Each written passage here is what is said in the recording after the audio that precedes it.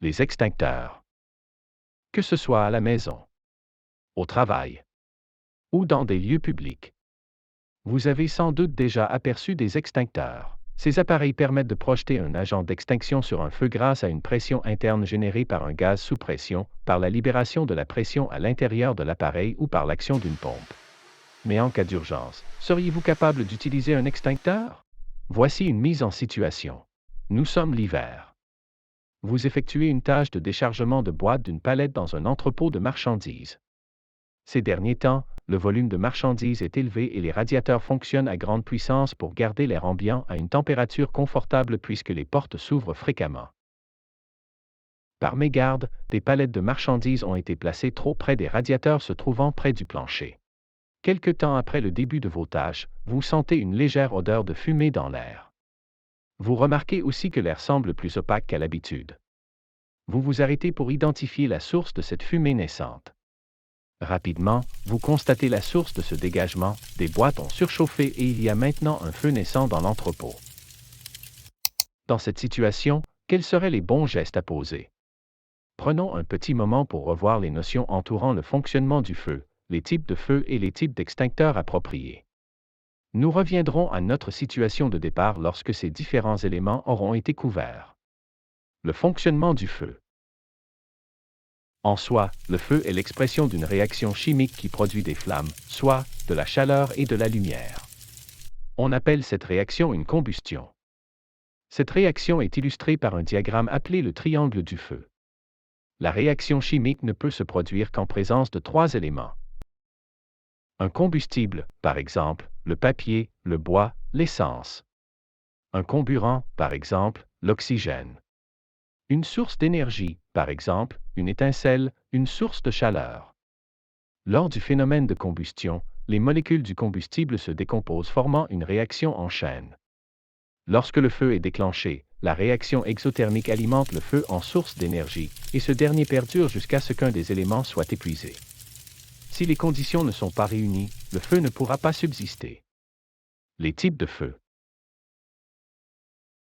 Nous pouvons regrouper les types de feu sous 5 catégories. Classe A, combustibles ordinaires. Ils sont causés par des matières combustibles ordinaires, comme le papier, le bois, les tissus, le caoutchouc ou les plastiques. Classe B, liquides inflammables.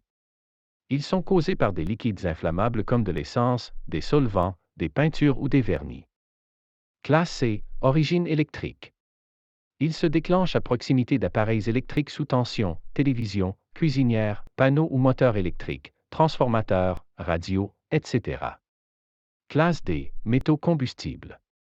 Ils sont provoqués par l'embrasement de métaux, aluminium, magnésium, sodium, poussière de fer, potassium, etc. Classe K, feu de cuisson. Les feux de classe K résultent de la combustion d'huile ou de graisse utilisée dans les appareils de cuisson commerciaux. Les types d'extincteurs. C'est dans cette optique que différents types d'extincteurs existent afin de cibler le plus efficacement possible l'une des trois composantes du triangle de feu suivant le type de combustible qui l'alimente. Voici les trois types d'extincteurs les plus courants. À l'eau, à poudre, à dioxyde de carbone. La composition de ces extincteurs est similaire. Un agent d'extinction est emmagasiné dans un réservoir cylindrique. Une buse et une manivelle permettent de déclencher le relâchement du contenu, gaz, liquide ou solide selon le type, pour être projeté sur la source des flammes. Une étiquette apposée directement sur l'appareil vous permet d'identifier rapidement les classes de feu que celui-ci peut combattre.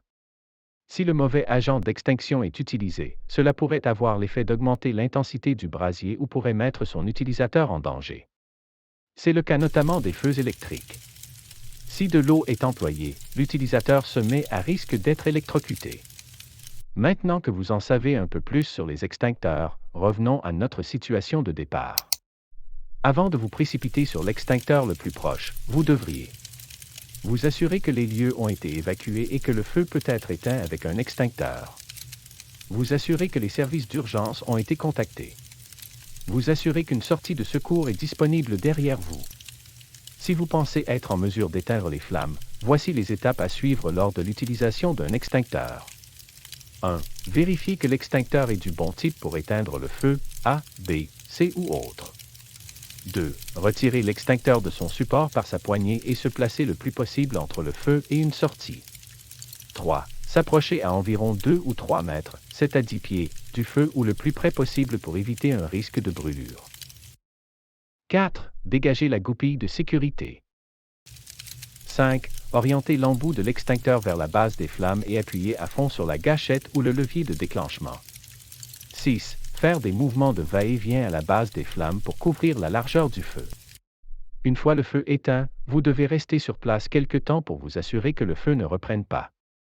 Dans notre situation, l'utilisation adéquate d'un extincteur à poudre a permis d'éteindre les flammes sur la palette de marchandises. Plusieurs cartons sont brûlés, mais heureusement, tous les employés sont sains et saufs grâce à votre intervention rapide. Une formation adéquate concernant l'utilisation des extincteurs permet d'être mieux outillé et de sauver des vies lors d'une situation d'urgence comportant un feu. Pour en apprendre plus sur le sujet, veuillez consulter notre plateforme et catalogue e-learning ainsi que nos services de formation et services professionnels en gestion des risques.